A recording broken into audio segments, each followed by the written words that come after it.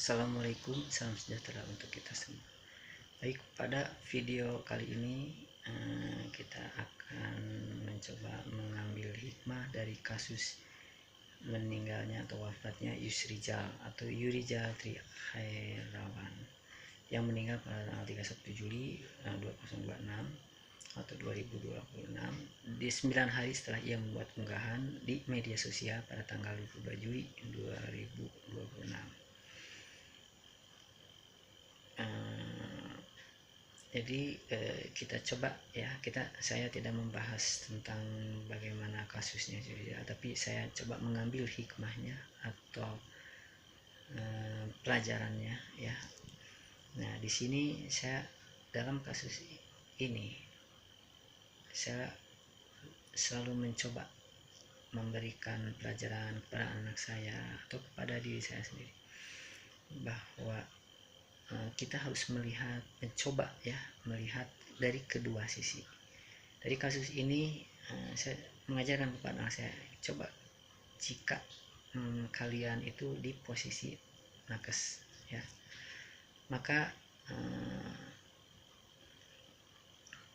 sebaiknya atau sepatutnya gitu ya, dikedepankan ya rasa nurani ya, rasa iba, rasa tolong menolong gitu, rasa kasih sayang, bahkan lebih tinggi lagi kalau bekerja itu harus amanah ya. Kalau dari sisi agama ya, melihat dari bahwa kita itu bekerja itu kan mendapat upah gitu, maka ada hak dan kewajiban. Maka kewajiban kita adalah harus bekerja dengan amanah, yaitu melaksanakan tadi fungsinya sebagai tenaga kesehatan.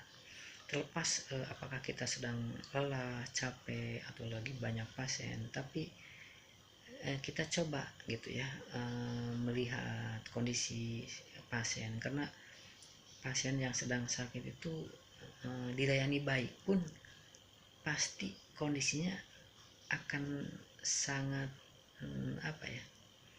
secara pribadinya akan sangat menderita gitu ya, dengan sakitnya aja sudah menderita gitu ya, apalagi kalau mendapat perlakuan yang kurang baik gitu ya. Jadi kalau mengedepankan tadi ya, minimal ya kita amanah saja, insya Allah gitu. Apalagi kalau ada sifat ingin membantu, menolong, ingin ingin mencoba membantu sesama ya gitu. Jadi insya Allah gitu ya, kita akan berusaha ya memberikan pelayanan yang baik gitu.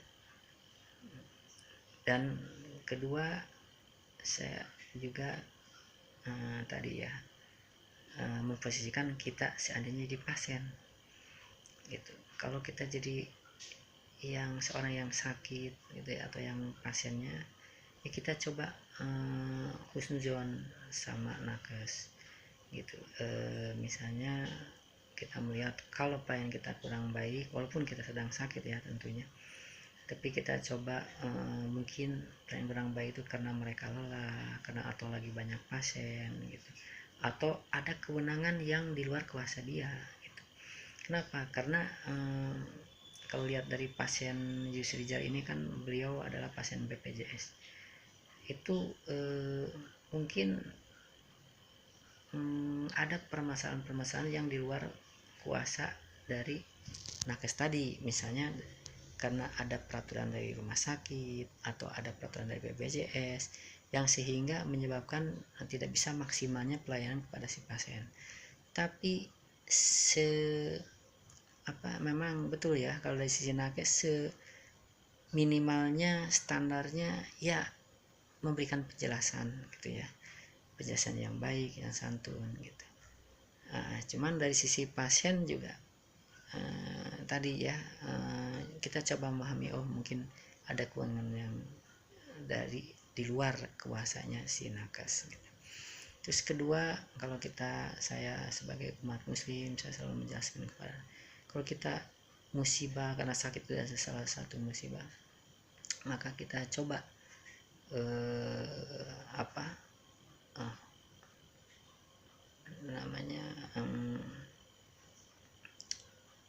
bahwa musibah ini adalah cobaan untuk kita, ujian untuk kita ya, gitu. Karena memang seperti itu ya, tidak mungkin gitu kan, seperti yang Allah sampaikan, masuk surga sementara tidak Allah uji dulu kita ya. Jadi itu salah satu ujian gitu. Jadi kita harus banyak istighfar. Selain tadi husnudzon, terus kita banyak istighfar gitu ya, banyak ingat sama Allah,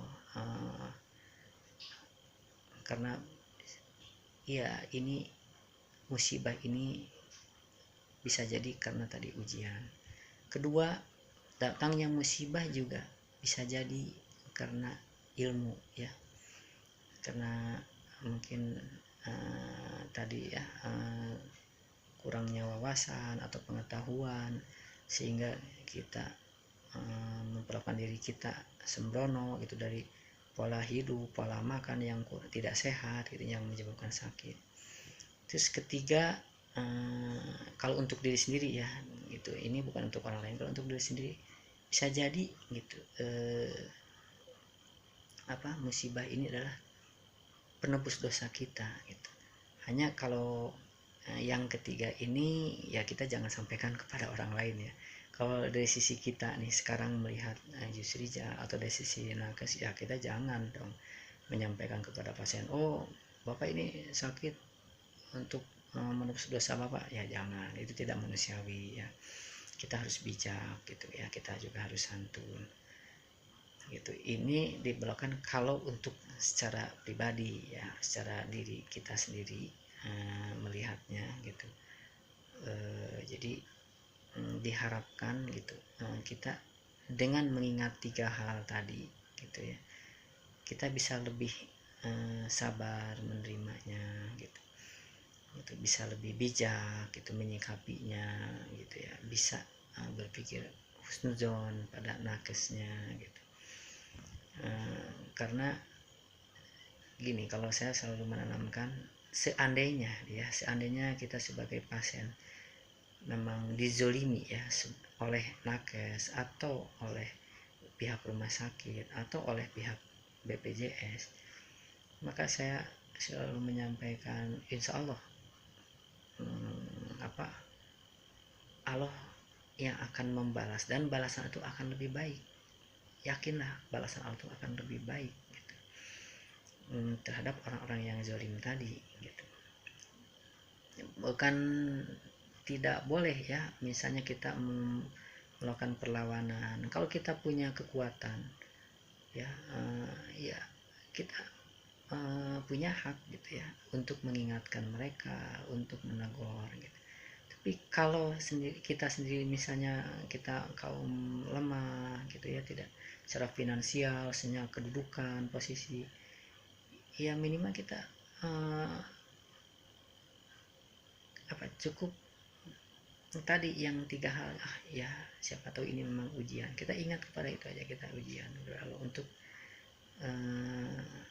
mengangkat diri kita, atau ya semoga gitu, dengan ujian tadi kita dizolimi oleh pihak lain itu, kita menjadi menebus dosa kita gitu ya, seperti itu gitu. Kenapa gitu kalau saya menemukan itu, karena seperti ini, seandainya kita melakukan perlawanan, terus kita di posisi yang lemah ya, karena beberapa faktor lah ya, mungkin ekonomi atau posisi, kita nanti akan mendapatkan kesulitan berikutnya. Setelah sakit kita harus menghadapi permasalahan hukum. Oke lah, kalau misalnya kita punya kekuatan finansial, bisa kita melawan secara hukum gitu ya. Ya mungkin terjadilah misalnya si nakes tadi dipecat, di PHK gitu. Nah itu ada efek sampingnya, adalah ada dendam gitu ya. pada saat dia di PHK, mungkin untuk si nakesnya yang tadi berhubungan dengan kita itu jadi mungkin untuk efek jerak gitu ya, untuk menyesal gitu untuk dianya secara pribadinya. Tapi kalau dia misalnya seorang kepala keluarga atau seorang yang menghidupi keluarganya, jadi nanti ada dendam keluarganya kepada kita gitu. Akan beda, lebih baik lagi kalau misalnya kita menyerahkan kepada Allah ya, kita pasrah sama Allah, biarlah Allah yang membalas misalnya orang-orang yang zolim pada kita, maka balasan itu lebih baik. Itu janji Allah ya, seperti itu. Allah menyampaikan gitu di Al-Quran bahwa jika kalian terzolimi gitu, bisa, kita punya hak untuk membalasnya. Tapi kalau kalian tahu bahwa balasan Allah itu lebih baik, kenapa balasan Allah lebih baik? Pertama, bisa jadi balasan Allah itu lebih berat dari yang kita balaskan kepada mereka, kepada orang zalim. Kedua, kalau Allah yang membalaskan, maka tidak akan ada orang yang dendam kepada kita, baik keluarganya atau apa, karena bukan kita yang membalaskannya ya, seperti itu gitu. Tapi saya juga di sini menghargai gitu tadi ya, kalau ada yang misalnya saya punya hak dan punya kekuatan untuk membalasnya supaya ada efek jerak, yaitu dibolehkan juga gitu dalam agama. Tapi kalau saya sendiri mengajarkan kepada anak saya, ya sudah gitu, kita berdoa saja, kita istighfar, kita mengingat 3 hal yang tadi disampaikan, terus dan kita yakini gitu, kalau kita dizolimi, Allah yang akan kita pasrahkan kepada Allah dan Allah yang akan membalaskan, itu balasan Allah itu lebih baik gitu. Seperti itu ya.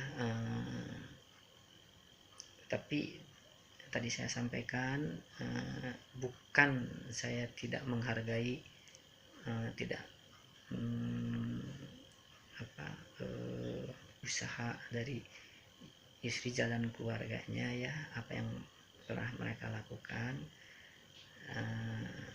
Ya hanya di sini saya mencoba gitu ya, menjelaskan kalau dari sisi saya gitu, menyampaikan kepada keluarga seperti itu gitu. Harapannya ya tadi gitu ya, jangan sampai kita yang kena musibah mendapat musibah yang baru gitu, harapannya gitu.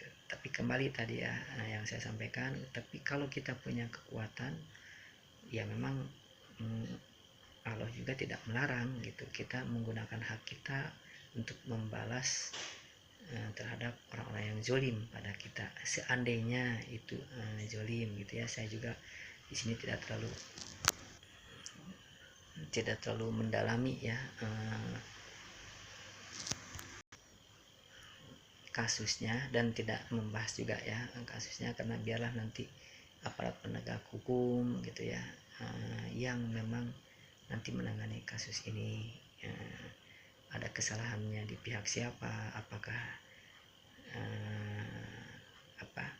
di nakesnya atau di SOP rumah sakitnya atau di pihak BPJS-nya gitu ya, yang menyebabkan memang banyak kasus ya, kasus pelayanan pasien BPJS itu seperti yang dialami Yusrijal gitu.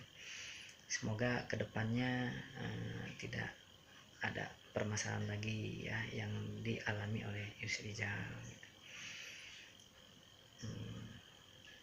Demikian kami sampaikan, semoga kita mendapat kehidupan yang lebih baik ya, lebih berkah di usia